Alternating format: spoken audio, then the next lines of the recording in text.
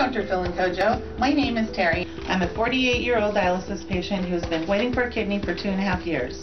I go to dialysis at 5 in the morning, 3 days a week for 4 hours, and then go straight to work for 8 hours. Right now, I'm on my way to dialysis. It's one of the hardest things I've ever had to do. This is Jessica. Hi. She's my favorite. It seems unfair that you have to wait for a kidney because the longer I wait, the sicker I get. I just keep telling myself every morning when I get out of bed, today just might be the day. Kojo, you are a huge inspiration for me, and you seem to always have an amazing attitude with everything you have been through. I want to be just like you after I have my transplant, which I hope is sooner than later. Well, we're talking with Kojo, who just wrote the book Glamour Interrupted, How I Became the Best Dressed Patient in Hollywood. And this isn't some book about glitz and glamour. It's a book about life, and it's a book about the struggle through a course of 2 kidney transplants. Now, Terry, who you just saw in the video, is joining us via webcam from her home. She has been on dialysis for 2.5 years, waiting for a kidney, and has a question for Kojo. Terry, how you doing? Good, how are you?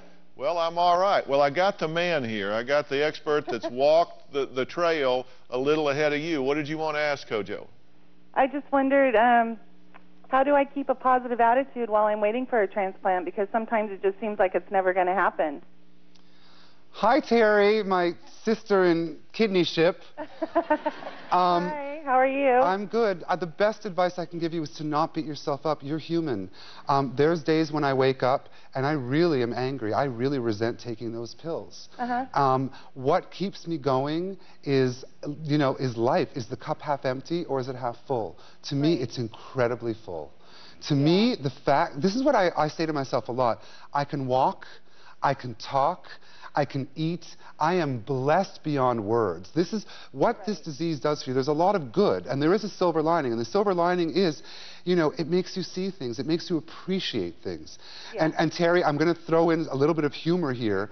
I'm so restricted. There's so many things that I cannot do. I can't drink, I can't smoke, I can't cuss, I can't carouse. But my doctor has said there are 2 things I can do.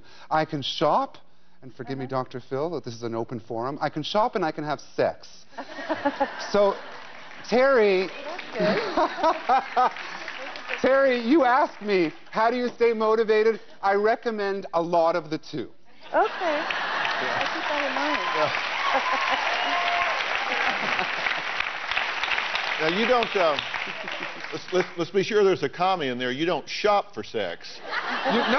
You can shop and you can have sex. 2 separate things. So I want to be sure there's a colon. But it's Hollywood. There. Sometimes there's all kinds of combinations. Yeah, of course. But, Terry, I hear what you're saying, and I hope you hear what Kojo is saying. I can tell you from a psychological standpoint, there is a huge connection. If you have a cup half full attitude, it really makes a huge difference. You are certainly in our hearts and prayers, and I'm glad you've had an opportunity to kind of see what's going on with Kojo. And you hang in there, because we're going to be keeping an eye on you, okay? Oh, well, thank you. All right. Me too, Terry. I'll be thinking of you. All right. Thanks so much. Okay, thank you. God bless you. Now, how did... I just got to ask you, because you've talked about this, how did you deal with the hospital gown fashion statement? I looked at that gown and I said, we need to burn the gown. And even though I'm stuck to a dialysis machine, I will drag it room by room and burn these gowns. I am doing another book after this one on hospital chic and cozy cashmere, and in the summer, crisp cottons. But I'm not joking. It really made me feel good wearing nice things. So my advice is divorce the hospital gown. That polyester will give you a rash, and it'll make you even sicker. It'll give you a whole other kind of disease. All right, next. Next, she's already had 2 kidney transplants and maybe headed for a 3rd. We're going to find out why her sister says she may not help when this next time comes up. We'll be right back.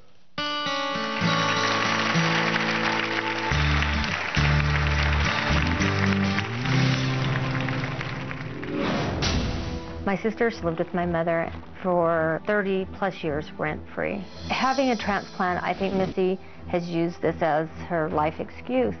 I am the only family member left to donate a kidney to my sister.